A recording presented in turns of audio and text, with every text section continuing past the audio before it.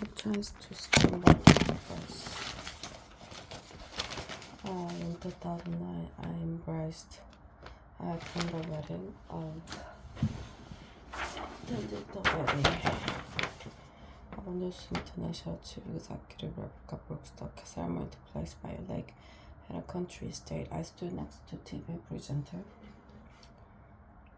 Piers Morgan from Liverpool.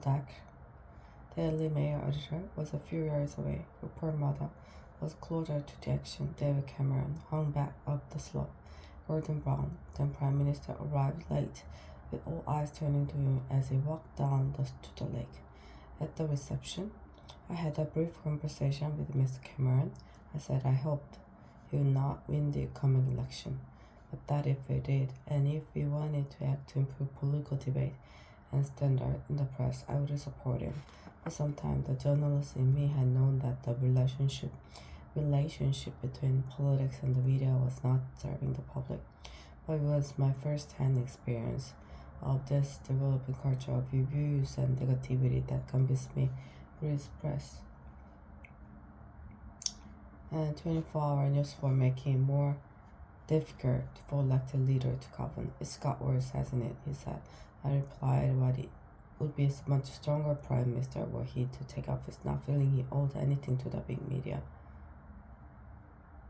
groups. At that point, Mr. Murdoch joined us, and we changed the subject. Perhaps we should not have done so.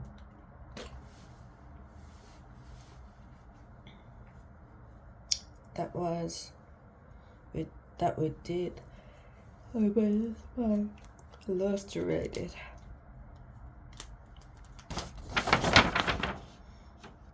Something one of the dishonest at the heart of what are essentially political and commercial relationships.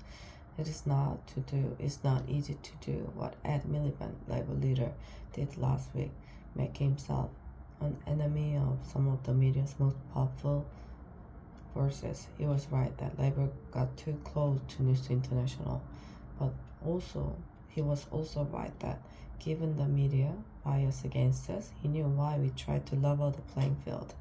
In my own defense, and as my diary shows, I argued for some years with Tony Blair that we needed to act on the culture of our media. At one point, he ticked me off, asking that I not make my views so obvious in front of Mr. Murdoch, his son James, and Lexington, then chief executive of News International. Ultimately, Mr. Blair thought the press had become a problem, but that given all our other priorities, people would not understand our making them on. He also thought it would look like revenge for the fact they had turned against us. And there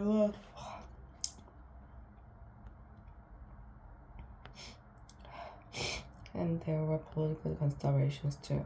Trying to govern and win an election is hard enough without press being against you.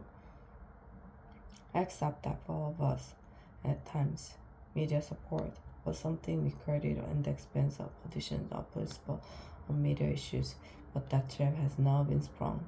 The latest revelations have forced the police, News International, and the government to act. The police will now be more vigorous.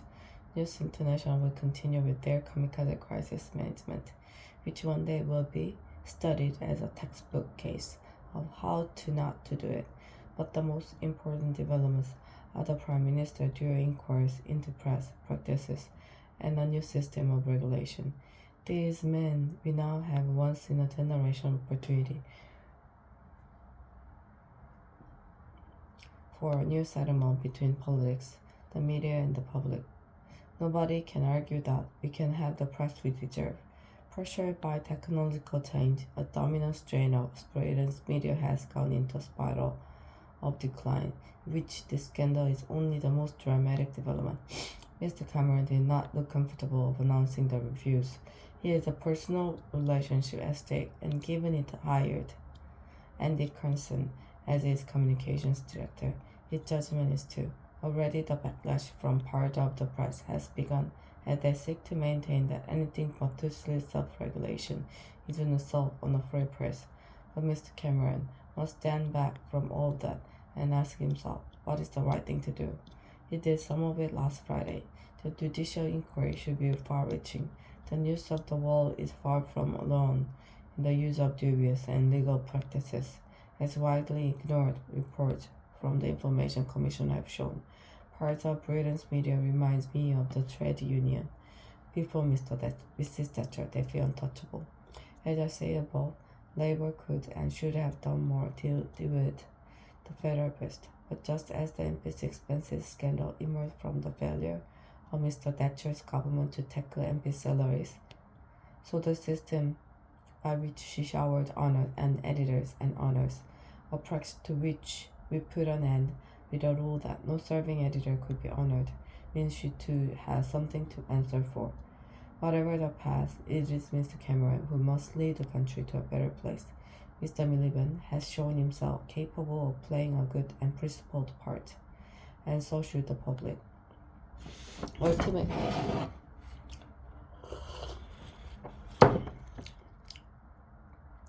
political debate would only improve if the public wanted to. If they channel the anger at recent events into an assessment of what kind of papers they read, whether they